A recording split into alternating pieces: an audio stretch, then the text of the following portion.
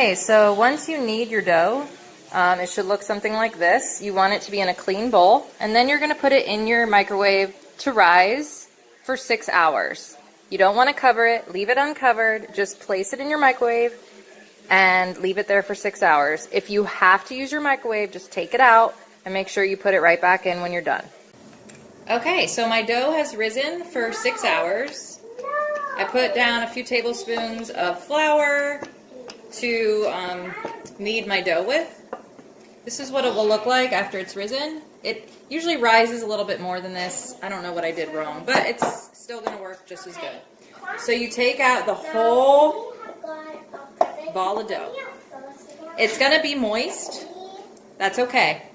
That's what these couple of tablespoons of flour will help to take away some of that moisture. So you just want to knead it in that dough, in that flour a little bit. I would say like 10 times to get the stickiness away.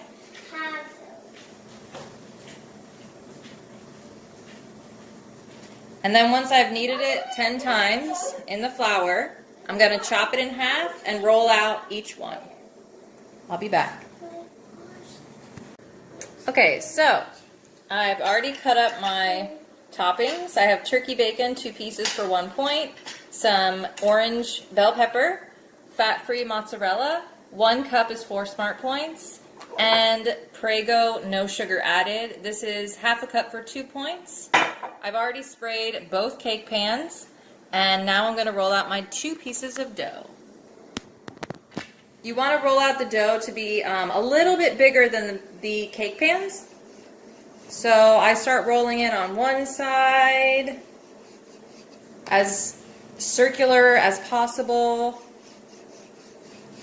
and then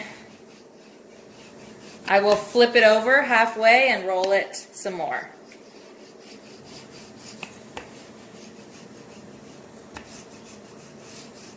Alright, now I'm going to flip it.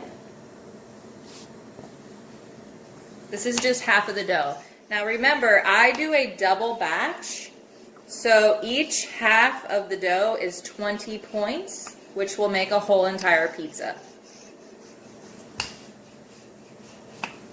So keep rolling.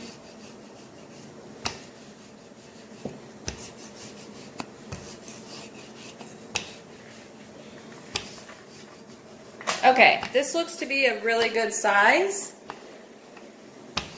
So, I'm going to take you over to show you how to put it in the cake pan. I'll be back. Okay, so now I'm going to lay it in. Wow, this is really big.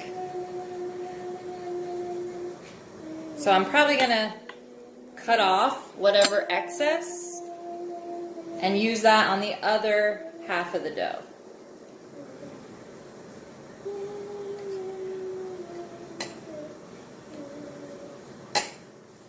Okay. So now you just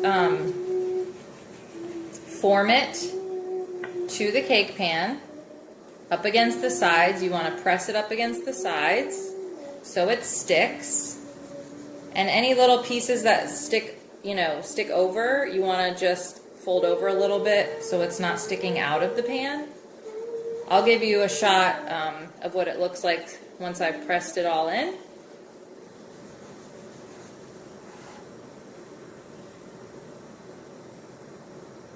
And another trick is, once you get it fitted, you want to add your cheese first, then the sauce, because the sauce will make the bottom like really mushy. So if you put the cheese first, then the sauce, then a little more cheese, and your toppings, the whole crust stays crispy. She says to bake it at 400, I think between 400 and 425 for about 20 minutes. I have a gas stove, so it's a little bit hotter. So I do mine at like 350 or 375 for 20 minutes, and it comes out perfect. I do suggest doing the 400 if you like a crispier crust. But with the deep dish, you can't add your cheese at the end because you have to put it at the bottom. So I'm going to have to do mine on a lower temperature so that it doesn't burn my cheese. So, all right. Now I will show you how I put my toppings on. Okay, so I've measured out my sauce. I'm going to do half a cup of sauce on each pizza and 1 cup of cheese on each pizza. So I'll do about a half a cup of cheese on the bottom first, then the sauce, then my toppings, then the cheese again. So I'll do half a cup here, maybe a little more on the bottom, and the rest on the top after I put the sauce and the toppings on.